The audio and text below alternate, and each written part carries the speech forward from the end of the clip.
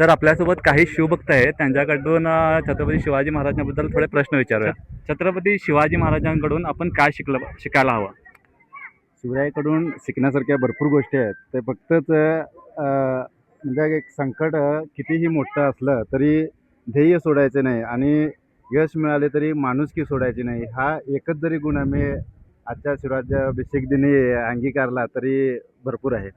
या गडाचे महत्त्व तुम्ही कशा प्रकारे सांगाल या लोकांना? आमच्या बेळगाव परिसरातील राजहंसगडापासून आपण प्रेरणा घेऊया आणि आत्ताचे जे काय आधुनिक शत्रू जे आहेत, अज्ञान, अंधश्रद्धा आणि अशिक्षितपणा यांच्याबरोबर लढायचं कसं ते हा राजहंसगड शिकेल आणि ही मूर्ती आम्हाला प्रेरणा देऊन इथून आपण शिकण्यासारखी हीच गोष्ट आहे असं मला वाटतं. होता या गडावर येऊन तुम्हाला कसं वाटलं?